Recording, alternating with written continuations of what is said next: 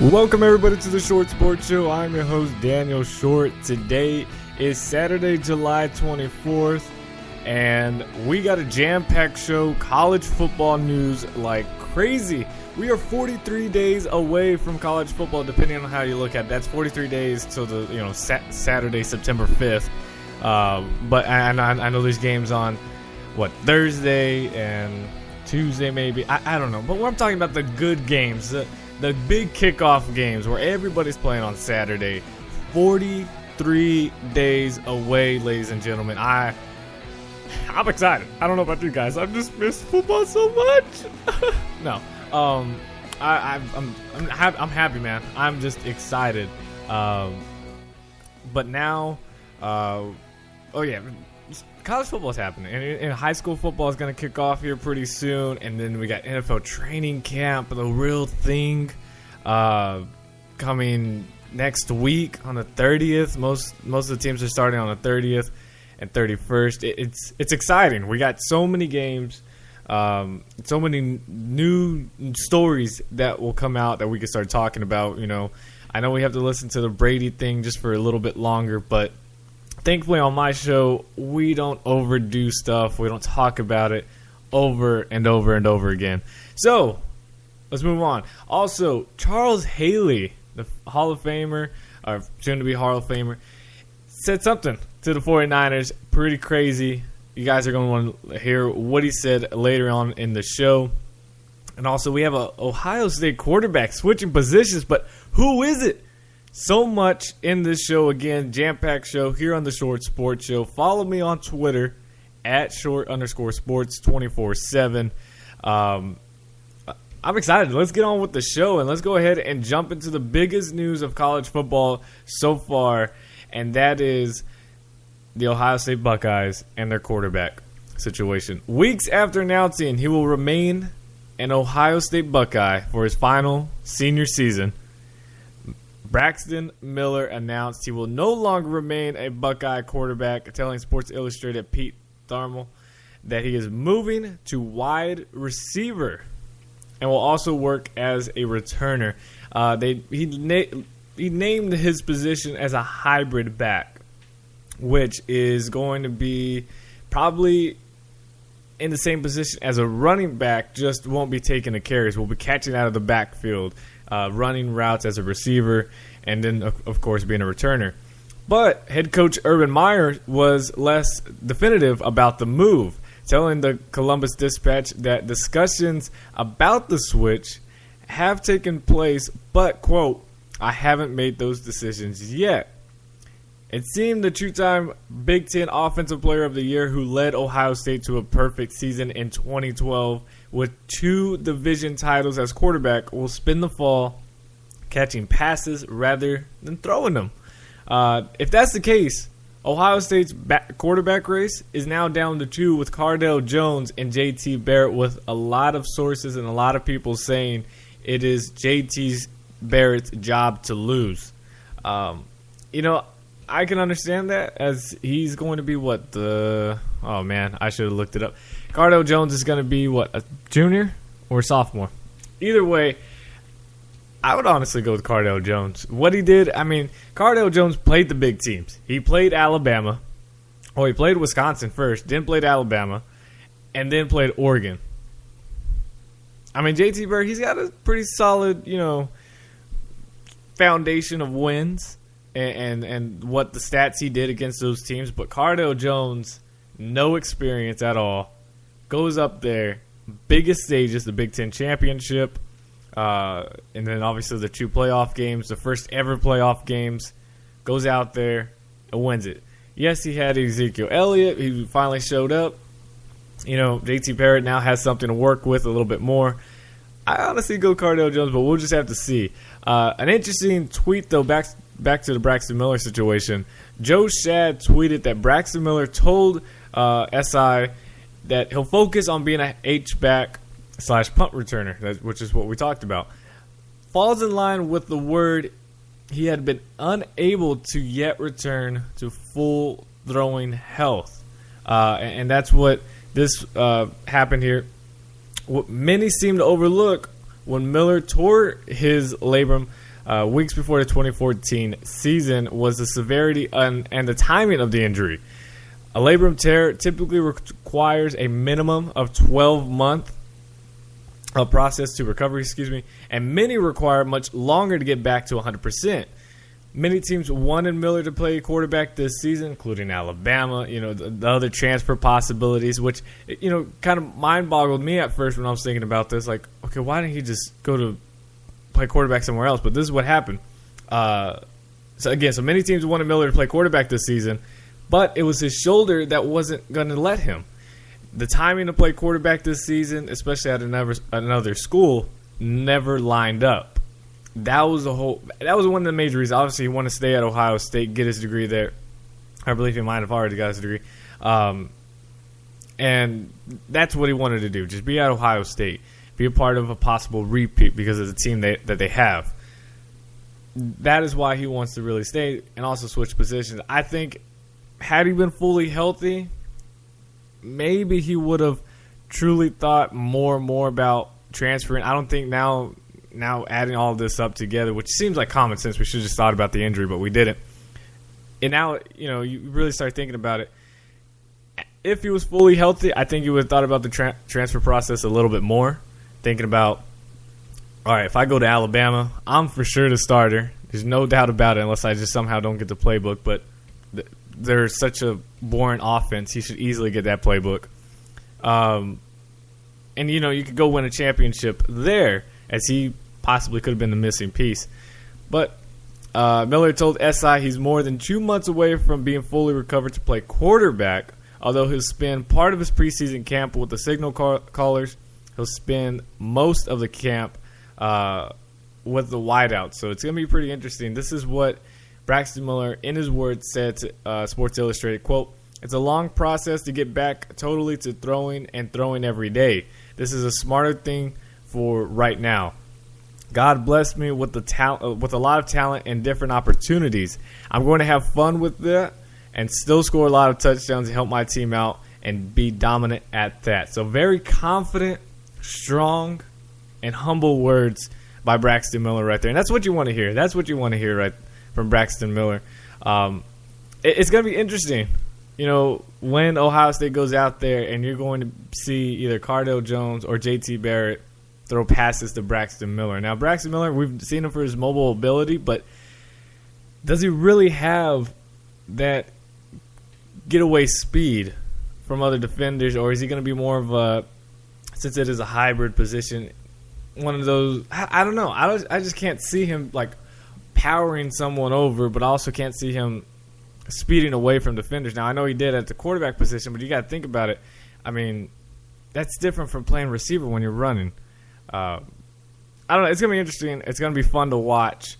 It's definitely going to give Ohio State offense a little bit of a spark, or, worrying defenses about what they're going to do. So whoever plays Ohio State first game, best of luck to you.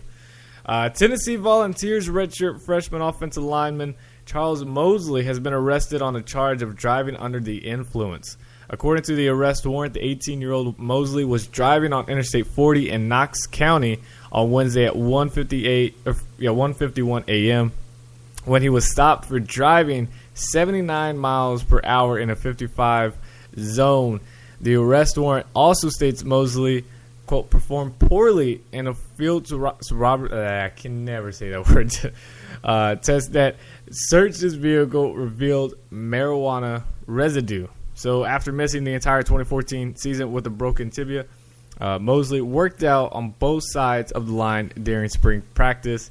So it's going to be somewhat interesting. I don't think really that many people care about redshirt freshman offensive line, but could be kicked off the team. We'll have to see. Tennessee, they talked about being more strict on the disciplinary actions of what happens. Though it wasn't like he hit somebody. He could have killed somebody, obviously. So it's going to be interesting to see what Tennessee does in taking action on this. Ex-Vanderbilt wide receiver Jordan Cunningham transfers to North Carolina and not Cincinnati. UNC officials said Wednesday night that Cunningham, a wide receiver, will sit out this season and will have 2 years of eligibility remaining in 2016. Cunningham caught 19 passes for 150 yards in 2 seasons with Vanderbilt. He took a leave of absence from the Commodores in last September for personal reasons, and in May he said on Twitter that he was transferring to Cincinnati. That is no longer going to happen. Going to North Carolina. But that leads to this. Actually, I was going to save this for later. It's not like a big story or anything, but since we're talking about Cincinnati, he should have probably thought about going to Cincinnati still, because former LSU wide receiver Avery Peterson said Wednesday that he will transfer to Cincinnati. Peterson, who was a 6'2", 200-pounder, played only 1 game last season as a redshirt freshman after arriving at LSU as a 4-star recruit in 2012 and sitting out all of 2013. He announced his departure from LSU on July 7th, post on Facebook. And if he sounds familiar, if that name sounds familiar, it's because, well, it should. Peterson is the younger brother of Arizona Cardinals cornerback, you guessed it, Patrick Peterson, who also played at LSU. So his little brother, Avery Peterson, will now transfer from LSU to Cincinnati. Not a big story, but it was Patrick Peterson. His name came up. I said, hey, let me just bring it up on the show. Texas Longhorns head coach Charlie Strong said Wednesday that when it comes to acts of violence by football players against women, he is tired of hearing, quote, excuses about why it's happening, and says too many coaches are suggesting they can, quote, save players with criminal charges. This is what he said on ESPN, quote, a lot of times coaches think, well, I can help him, but are they helping him? If you see a young man with issues, you have to surround him with enough people to help change his life. You can't surround him with enough people. If you can't surround him with enough people to help change his life, all you can say all you want, but the kid is never going to change. Strong has taken a hard stance since getting to Texas, or even at Louisville, but especially last season, because he spoke to NFL Commissioner Roger Goodell about the responsibility of college coaches and their take on athletes getting in trouble and stuff. This is what he said. There is no way a guy should hit a woman. There's no reason for it. If it happens, you need to find somewhere else to play. It isn't hard. Sometimes people think it's hard. You have values. Treat women with respect. No drugs. No weapons. I don't get it. And then about the NFL commissioner part, I said part of the problem is if we allow it to happen in college, when they make it to the NFL, there's not much we can do because we've already allowed it to happen. So now their hands are tied. I looked at this. Some of the things we allow to happen just baffle me. And again, he reiterates about the excuses. I think a lot of coaches coach to avoid confrontation. They don't want discipline, but the kids are looking for it. They need it. So, again, Charlie Strong being that responsible guy, staying out there. And he's doing a good job. It's just he's one of those people you want him to succeed, even though I'm a TCU fan. I don't really like Texas. I definitely don't want them to succeed at all when it comes to them playing football against TCU. But it's one of those things, man, he's doing everything the right way that you're supposed to in life, teaching these young kids. But, man, he just came at a bad time because they suck. So hopefully they can get a little bit better for him. But when it comes to them playing TCU, I don't want them to do good at all. But speaking of TCU, former TCU Horned Frogs defensive end Devontae Fields has been cleared to attend and play for the University of Louisville. Fields will enroll August 4th. He said in a text to ESPN.com. Louisville is scheduled to begin fall practice 2 days later.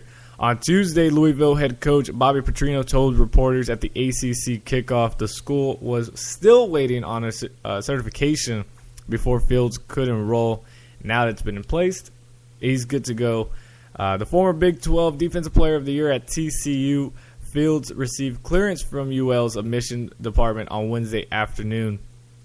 Fields was ESPN's number 2 rated junior college recruit at a Trinity Valley Community College last year, where he spent 1 season after being dismissed from TCU. The misdemeanor assault charge he faced for allegedly hitting his ex-girlfriend last July was recently dropped after Fields completed an anger management program. Oh, man. I'm talking about high expectations for Devontae Fields and what he could have done at TCU. His freshman year, absolutely incredible. 16 and a half tackles for a loss.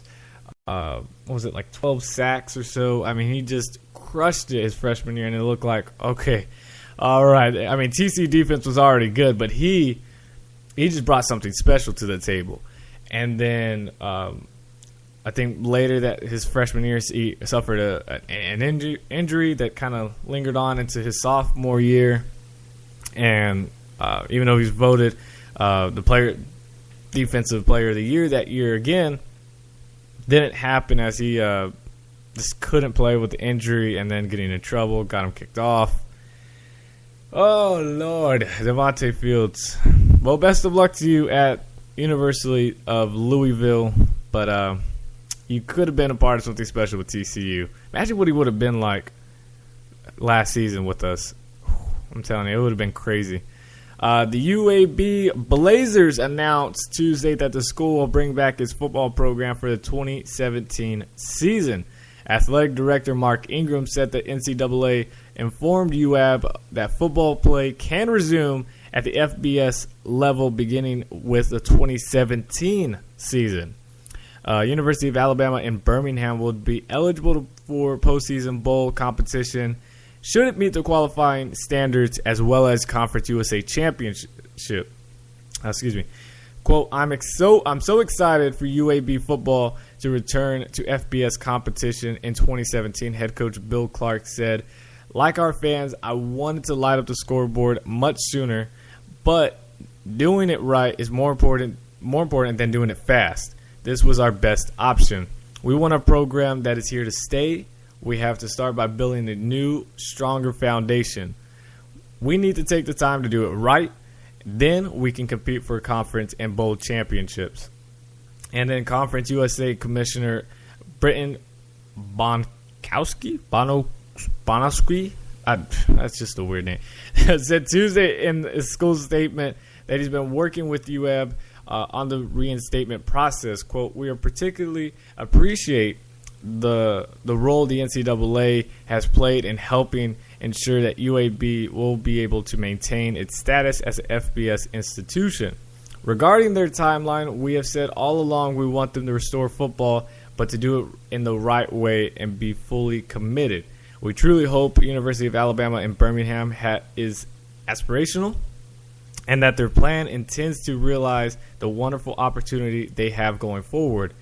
If playing a conference schedule in 2017 makes the most sense for the ultimate long-term success, then we will continue to work with them toward that goal. So, very nice by him. And it sucks because living here in San Marcos, we have Texas State University.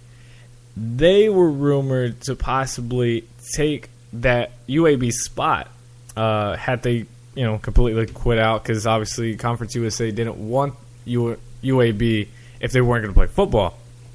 And, Texas State kind of, slowly but surely rising, getting their name out there in both academics and in athletics. So it looked really good because Texas State hasn't made the best decisions being at the Sun Belt Conference, which is just garbage. I don't even know why that's even a conference. While UTSA is doing it the right way, they're already in Conference USA. They're already making things happen. They kind of suck, but, at least you're already in the conference. I'd rather suck in being a good conference than suck in being a bad conference. I mean, it's not really working. But now with UAB fully, they're all focus is on them and helping them get back. Texas State option to go to Conference USA just got shot down real quickly. But hopefully maybe more conference realignment can happen. Things start changing. Because we all saw how Nebraska just took that one move and bam, college football just changed forever. So we could see. But speaking of expansion and conference realignment, which I am so in favor for, and if people are not, I really want to hear how you're not in favor of expansion, especially when it comes to the Big 12. Commissioner Bob Owsley said majority of the Big 12 presidents are comfortable with remaining a 10-team conference. but their student athletes that actually play in this conference might not agree.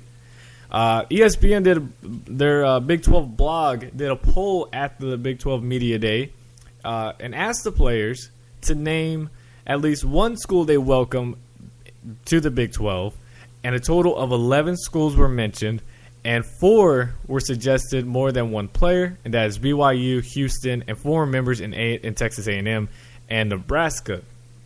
But one of the things, and I'm going to go through all these other questions they also asked them, they were not allowed to say their own school and their own coach, their own players. They weren't able to do that. They had to vote for someone out of their team. So, first question, should the Big 12 expand and add more schools? 88% said, you guessed it, yes. 12% said no. And then this was the second question. Name at least one school you would like to add to the Big 12.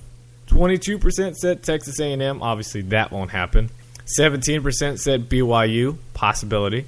11% said Houston, which I'm very intrigued about Houston if they can get their program. The recruiting's obviously doing a good job. Now they got to put it all on the field with Todd Herman. I believe they can take that step.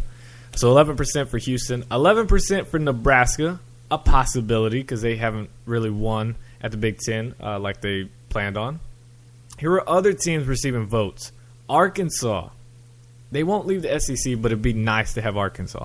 Boise State, that's a possibility. Missouri, no, that won't happen. Someone said Oregon. Obviously, that won't happen, but hey, it's good to see that. UCF also got one. USC, that won't happen.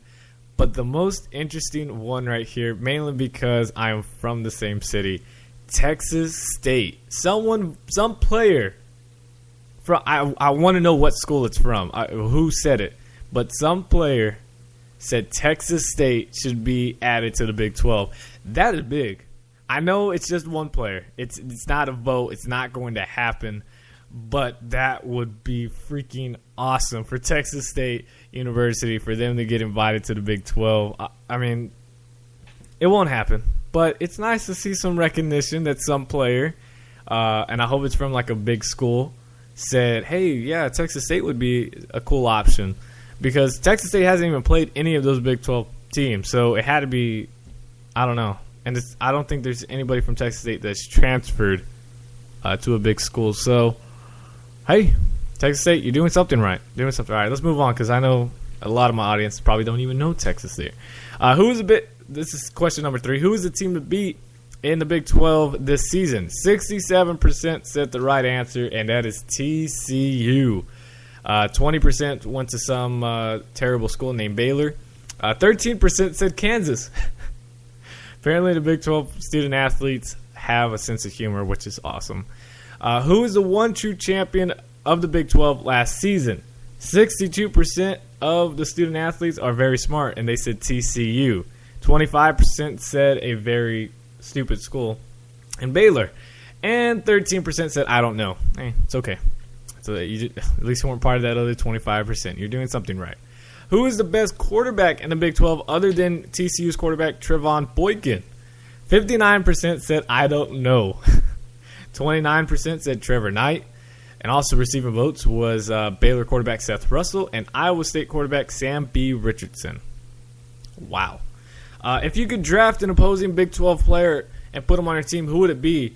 33% actually named a player. Or no, they all named a player. But Carl Joseph got the most votes, which he is something else. I don't want a receiver going anywhere near Carl Joseph. He's not the biggest guy out there, but I promise you he will lay anybody out. This guy is strong. He's a grown man already. If you haven't seen tape on Carl Joseph, he is a safety for the West Virginia Mountaineers, and I promise you, you will never want to go against him because he is the Ray Lewis of safeties. Even though Ray Lewis isn't a safety, he's got that power. He's strong. And then, obviously, there are other players, but there's too many to name that really didn't matter. Which opposing Big 12 coach do you respect the most? 33% said Bill Snyder, of course. Charlie Strong got 17%. Somehow Art Briles got 17% and Gary Patterson got 11%. How do you respect Art Briles? He schedules nobodies, He talks smack like he's the best. No, not at all. Not at all. Paul Rhodes, Dan Hogerson, Bob Stoops, and Cliff Kingsbury also received votes. Apparently, a lot of people don't like Bob Stoops. I was thinking it would be, Bill Snyder, of course, then Bob Stoops, then Charlie Strong, Gary Patterson, and then so on and so forth. I'm really shocked to see Bob Stoops didn't get that much votes. We got two more Big 12 news. Tyrone Swoops is a Texas #1 quarterback. He's QB1 entering fall camp. Now, Charlie Strong didn't name his regular season starting quarterback at the Big 12 media days, but he did make a statement in this. Texas will enter fall practice with Tyrone Swoops as a first-string quarterback. Strong told reporters Tuesday he's trusting the junior at an 11-game started last season to run the #1 offense when Longhorns open camp August 7th. Now, they don't have the #1 offense, but he's talking about offense, first-team offense. This is what Charlie Strong said. When you walk out there, somebody's got to be in charge. So Swoops will be in charge because he's played a lot. It's confidence, but it's not that much confidence in it. He's only saying because you have game experience, you are going to be the starter. Is that the right step? I don't know. Swoops still will have to compete with redshirt freshman Gerard Hurd throughout two-a-days, and Strong doesn't have a timetable for determining who will start for the Horns season opener at Notre Dame, saying, quote, "I'm just saying we walk out there on the 7th, and somebody's got to take those snaps. He'll walk out there with Gerard. We'll see by Notre Dame if he can go and get the position." But Texas did add a third option at quarterback over the summer in freshman Kai Loxley, at ESPN 300 athlete recruit. Strong said Loxley will stick to practicing and developing at quarterback, and he hopes the son of Maryland offensive coordinator Mike Loxley can raise the level of competition in fall camp. This is what he said, quote, "The thing about Kai is he's been around football his whole life. He's going to be smart enough, and you like to see that competition happen. The thing about him is he has enough moxie about him that he may think he's the guy, but there's nothing wrong with that." And then when Charlie Strong was asked about other position players, he said, quote, "We need to find playmakers at wide receiver. We need running backs. You got Jonathan Gray here. We need him to have a bigger year. We have an offensive line to protect. We need an offensive line to protect the quarterback. Then you have a chance. Then you will have a chance." I'm sorry, I'm screwing all this up. "But it's all about managing the offense, putting us in position where we can move the football, but not turning the ball over and having dumb plays or dumb mistakes." So, Charlie Strong letting you know about the offense, and honestly, from what you read and what you hear from him, if you guys go listen to the real interview on it, you'll quickly pick up that, hey, this might not be, again, Texas' year. Now we're not predicting Texas to go out and win the Big 12 championship, of course, but it kind of, if you're a Texas fan, you're thinking, okay, you're thinking of a next step. All right, 8-9 game wins because we have experience here. We're somewhat getting some recruiting. We should have people taking charge here. But when you listen to Charlie Strong, and maybe it's a whole decoy, maybe he's talking like this on purpose and saying these things to get the media and the Big 12 fellow competitors to think, okay, he's not that confident in Texas again. He's not confident in his quarterback situation, offensive line, saying he's really just got Jonathan Gray as his skill player, and if you take him out, then you took out the entire offense. Maybe it's a decoy, but if it's not, that's really scary to think that this offense is not going to do anything. Oklahoma State defensive tackle Vila Levani will miss the entire 2015 season with Achilles injury. A redshirt sophomore, Levani was likely a starter in a defensive tier that is lacking experience. The defensive end position is manned by the 2014 Big 12 Defensive Lineman of the Year, Emmanuel Agba. I hope I said that right. I'm pretty sure I did. I've been practicing all morning. And the 3-year starter, Jimmy Bean. But with Levani out, the Cowboys will probably turn to several youngsters at defensive tackle, including Ben Hughes, Vincent Taylor, and true freshman Darian Daniels. Levani had 16 tackles last season, including a pair of tackles and 1.5 tackles for loss in OSU's Ticket City Cactus Bowl in a win over the Washington Huskies. That is it for college football news. We're going to move on to the NFL. And a lot of stories here in the NFL that are problematic, I would think. But first, again, follow me on Twitter at @short_sports 24/7. You're listening to the Short Sports Show here on Spreaker.com. Again, on Twitter and on Facebook page, you can follow me on Facebook as well. The Short Sports Show link is down in the description below. You can send me questions anytime throughout the day, throughout the week, throughout the show, and I will answer them here either live on air or, again, the next show. It could be anything. It could be football. It could be any sport. It could be life in general. It could be a movie question. I don't care. It could be anything. Trying to interact with my squad, my base here with you guys. So be sure to do that on Facebook, Instagram, Twitter, whatever it may be. So speaking of Instagram, an Instagram post that appeared Thursday afternoon inviting women to attend a private party being hosted by Buffalo Bills running back LaShawn McCoy in Philadelphia has been removed. Women attending the party were asked to sign a confidentiality agreement according to a response sent from the email address listed on the Instagram post. The photo in the Instagram post used the Bills logo behind the headshot of McCoy, which the Bills did issue a statement Thursday afternoon on the matter saying, quote, "We have reached out to LaShawn and informed him that players are not permitted to use the team's marks for personal use without prior permission from the team." In other words, you can't do this, especially when it's about this. You're making us look bad here. Women wishing to attend the party had to be 21 years or older and send the promoter a photograph of themselves and a link to their social media profiles in order to RSVP. Yeah. Well, that party, I think, was also shut down. I think LaShawn McCoy said, all right, this all went bad pretty quickly, so let's cut it.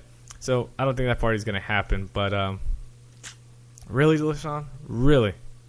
Come on now. Champ Bailey hopes Wes Welker hangs it up and not strap it up again.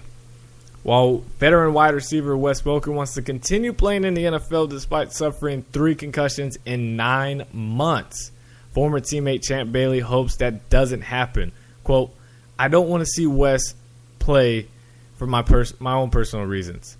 I've seen him get concussions. It scares me. I think he can still play, but I don't want him to play because of these concussions.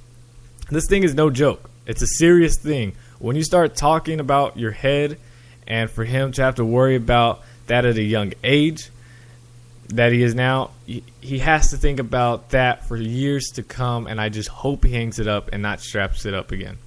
The 34-year-old Welker, who played with Bailey over the past 2 seasons with the Denver Broncos, remains unsigned, and a 10-year veteran who has also played with Miami and New England throughout his career has 890 receptions for 9,822 yards and 50 touchdowns over his career.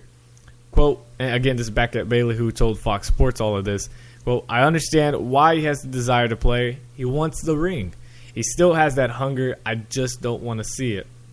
Again, Welker, who signed a 2-year, $12 million deal with the Broncos in 2013, before the 2013 season, saw his role diminish in 2014 after suffering a concussion in the preseason.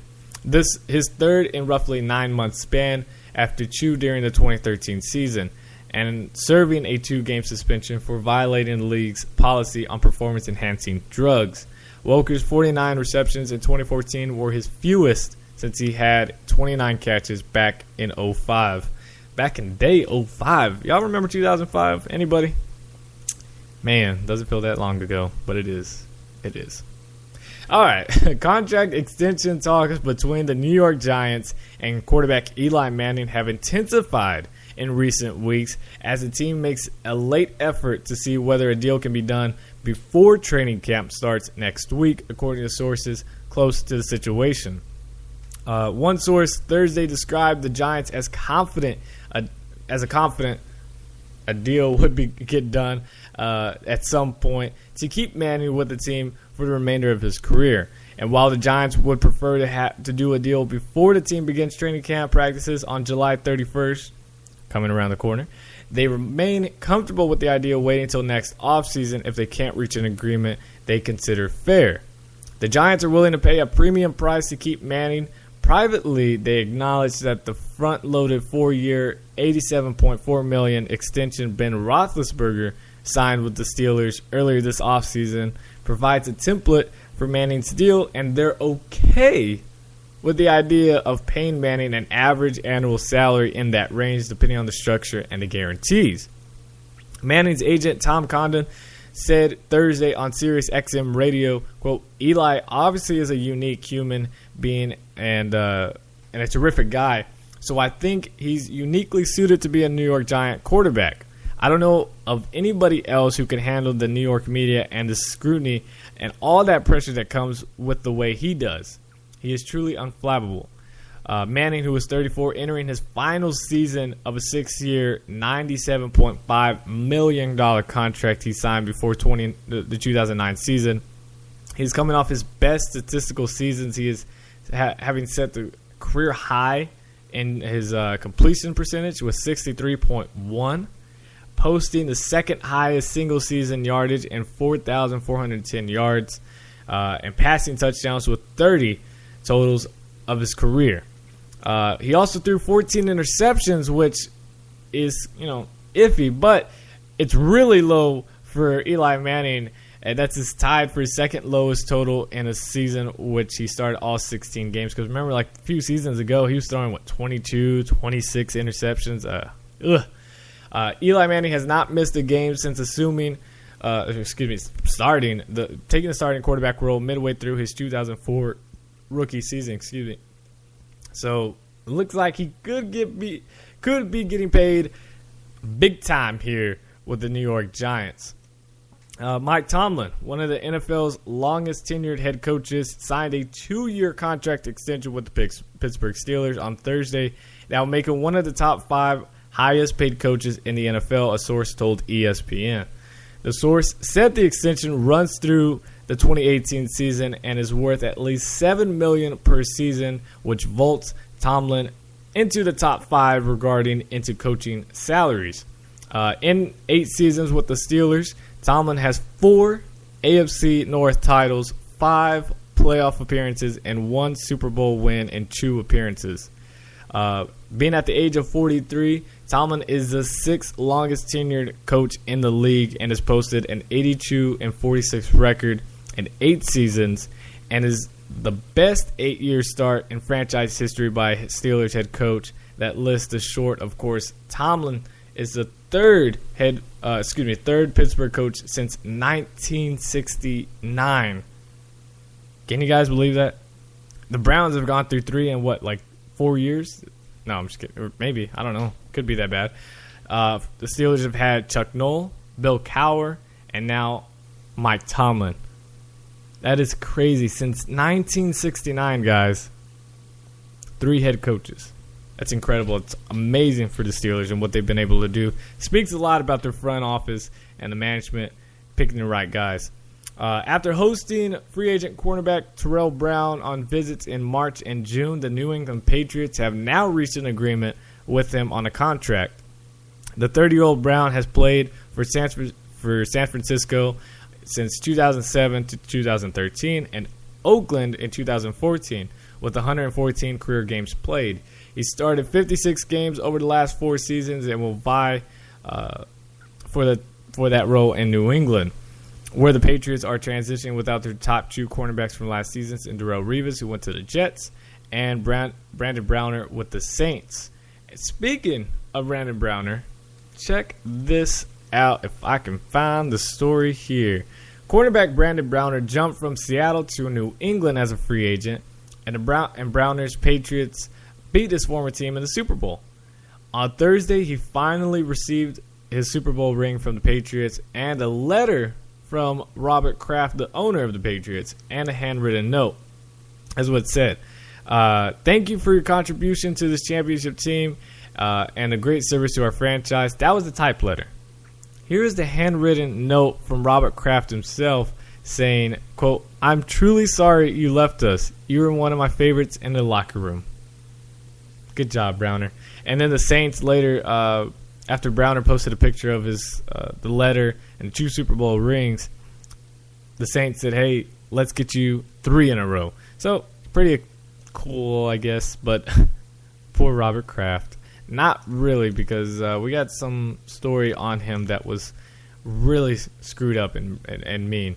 But first, the Arizona Cardinals have spoken with tight end Chris Cooley, who said he wants to make a comeback and expressed interest in signing him.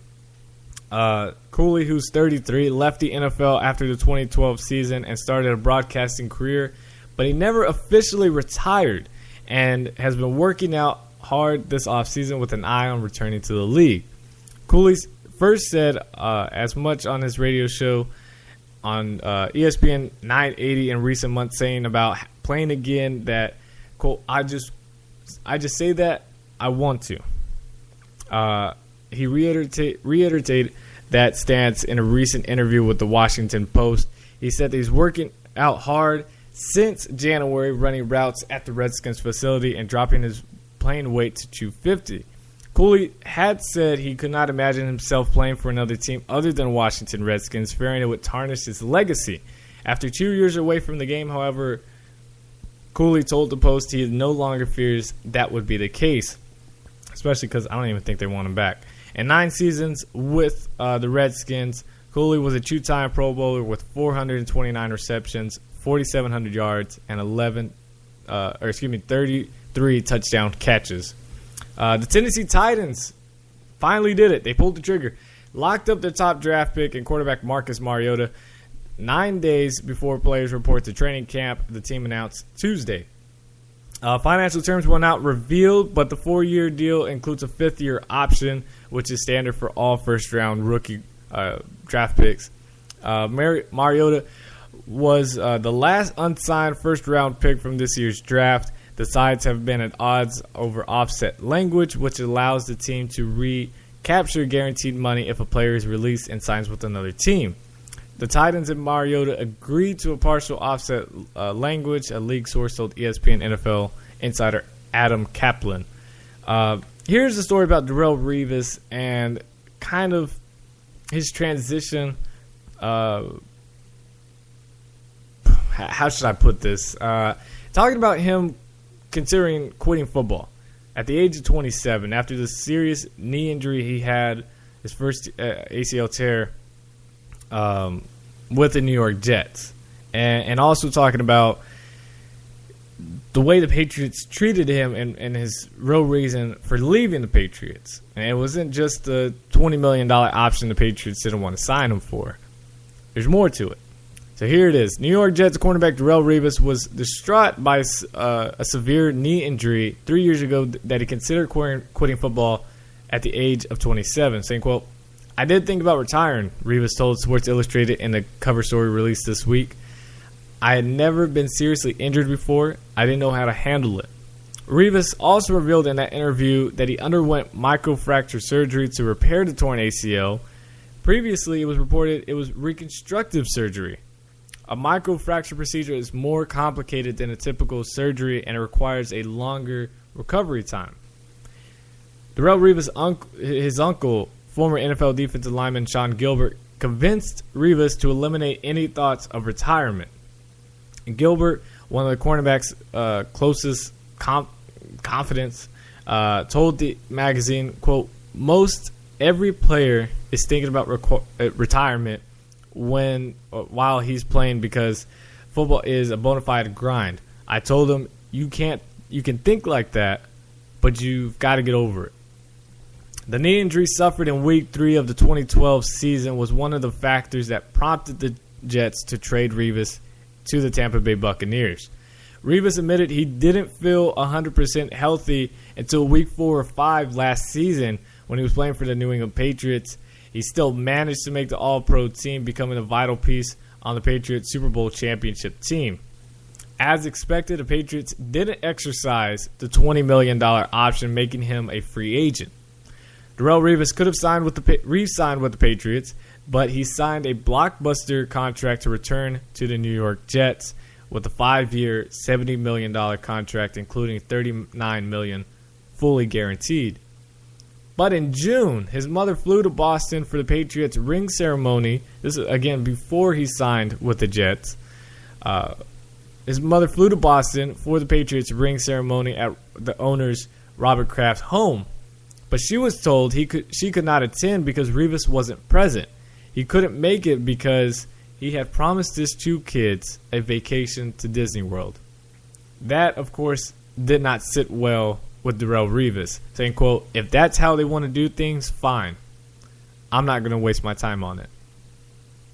So, that's strong, and that's just wrong by Robert Kraft. That truly is. Just because he's not present, so you're just going to say his mom, who just flew out there, saying, "No, you can't come, go back." Which, don't get me wrong, his mom's got plenty of money now because Darrelle Revis is, even though he's a great player, he's one of the most greediest when it comes to deals. He's going to get all that money, which, again, he deserves it with the playing ability, but that much money, I don't know. Especially a lot of those deals were 1 year. But anyways, interesting take and story about Darrelle Revis, a little bit of insight about his process on the ACL and everything that happened, his time with the Patriots and things like that. So very, very interesting. The Buccaneers are trying to get some business done with a week before training camp, as they are still trying to reach new deals for right tackle DeMar Dotson and linebacker Levante David. According to Roy Cummings of the Tampa Bay Tribune, Dotson has recently changed agents, hoping to get something finished before the season starts, hiring Joby Brannion.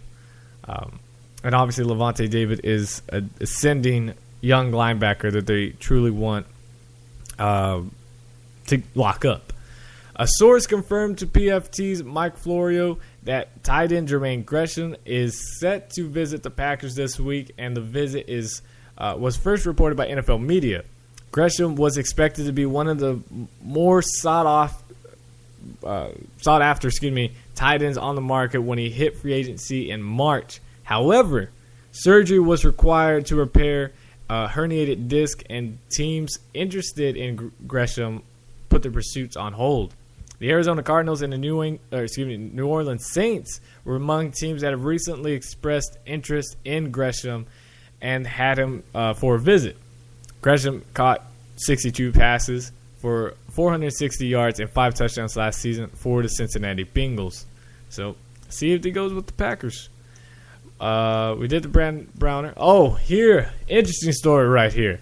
Michael Irvin wanted no part of Tim Brown coming to the Dallas Cowboys back in the day, ladies and gentlemen. Fellow Hall of Famer wide receiver Tim Brown said Irvin rejected his advances when it was interested in joining the Cowboys as a free agent in 1994. Browns grew up in Dallas and wanted to go home, but Irvin declined him at the Pro Bowl. He just was over the top with it. This is what Tim Brown said in an interview with the Fort Worth Star-Telegram. Quote, "I think it was the first year I made the Pro Bowl as a receiver. I was a free agent going into the offseason of 94, and I ended up signing with the Broncos. I'm sort of happily walked up to Michael thinking it was going to be a great concept, and I said to him, hey, man, look, man, I'm thinking about coming home to Dallas. I would love to come there and be number 2 to you." He got so upset. "Tim Brown, don't you ever think about coming." I was like, "Mike, man, what's going on?" He was like, "No, I'm glad you told me first. I'm calling Jerry right now. I'm telling him don't do it." So that was pretty much the end of the conversation. And I was a little upset because I did want to come home. I wanted to play for the Cowboys. I'm glad it worked out the way it did for many reasons at this particular point. But, yeah, that is a true story. Wow, Michael Irvin. Whoa. What's up with that? I mean, I know ego can be a strong thing, but imagine what the Cowboys would have been like. Michael Irvin and Tim Brown on the same team. Whew. Emmitt Smith. Oh, my Lord. Brown ended up signing a deal with the Broncos that offseason with which the Raiders matched, leading to a 16-year run there. But the idea of dropping a dangerous wide receiver return man onto one of the best teams in generation remains intriguing. But apparently not to Urban, who apparently preferred running with Alvin Harper's of the world. So good luck there, Michael. Good call there. Good call. Charles Haley said something crazy to the 49ers rookies, and he said, act like the white guys. Charles Haley had his ups and downs off the field during his playing career, but was able to handle them well enough to wind up in the Hall of Fame. Haley, who was trying to make sure his current players avoid the downs, and has counseled the 49ers linebacker Aldon Smith to put his energy into football so we can avoid the issues that led him to being suspended for a large portion of last season.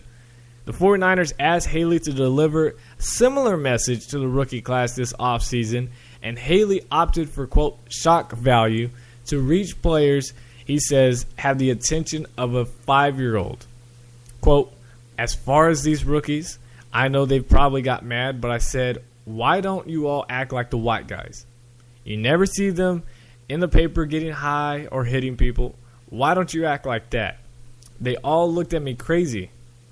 And it's not really talking, but it kind of happened with 49ers fullback Bruce Miller, who was white, was arrested for following an incident with his fiancée during the offseason, which ultimately pleaded no contest and to disturbing the peace, But Haley said that his main point was that young players need to find the right role models to follow early in their careers. He cited Ronnie Lott, Michael Carter, and Joe Montana as some of the players that provided that direction for him, and said rookies need to have people that stand for something until they can do it for themselves. Smart words for Charles Haley, just finding the right guys to be around with and just pushing each other, get better at football, watching film, all that stuff, and just staying out of the trouble that is so easy to stay out of when you got the right people. You have unlimited amount of sources and people and resources that could help you if you feel like you're in a bad situation when it comes to that. People think when you're a celebrity and you're all this, you got all these people watching you. You can't slip up or something that it's hard to do all that. It's not.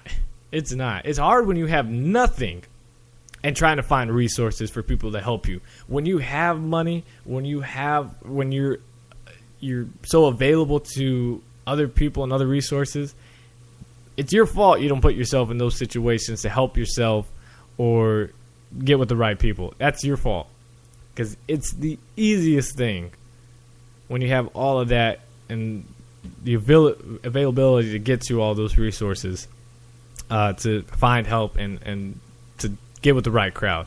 So just like what Charlie Strong said about no excuses in college, especially no damn excuses when you were in pro football and pro sports, because you got money, you got resources, you got people that'll help you all around because people look up to you. I don't want to hear that. But Charles Haley hit it on right, saying have people to stand for something until they can do it for themselves.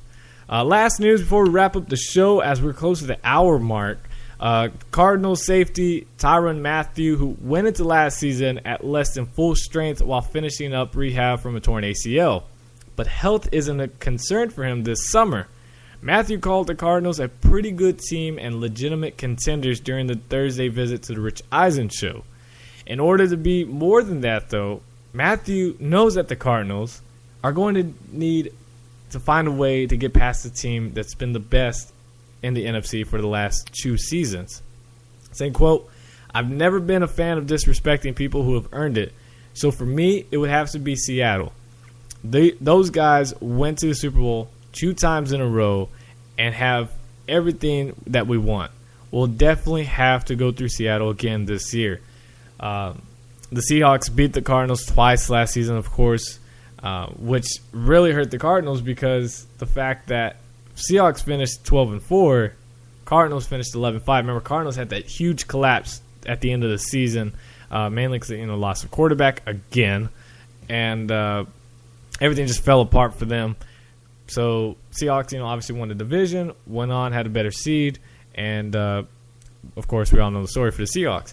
So, but I like how Tyrann Mathieu put it again, saying, I'm not a fan of disrespecting people who've earned, earned the spot of being the best in the NFC and probably should have been the best overall in the NFL had they just made that one play right. Not to bring up any bad memories, but I like the way you put it, and it's not like an attack, but it's like, hey, we know what's out, we know who's out there, and we're striving to be better than them. I like it. But hope you guys enjoyed the show. If you did, be sure to like it, whether you're listening on iHeartRadio, iTunes, Spreaker.com, YouTube, whatever it may be. Be sure to like it, share it with your friends and family all over the place. Trust me, your one share helps me a ton, whether it doesn't matter what social media it is. Be sure to use hashtags. Be sure to tag me in it as well, because I'll repost it. But again, thank you guys so much for listening. As always, there's something else I was going to say. Again, the shows are on Friday mornings. Man, there was something I was supposed to put and say. Follow me on Twitter at @short_sports247. Links are all down in the description. If you have not followed me on Facebook, Instagram, Twitter, I think that's all I use. But if there's anything else on there, my other links to my YouTube channel, to Spreaker, to iHeartRadio, to iTunes, everything is in the link down below. There's no excuses. Should not be sharing and liking and listening all across the board. But again, thank you guys so much for listening. I will see you guys next Friday morning as we get ready for training camp. Next week will be training camp. I'm excited, guys. We're so close to football. We're finally waking up out of our hibernation and getting ready for football. Thank you guys so much for listening. As always, God first, God bless. And I will see you guys next week. Peace.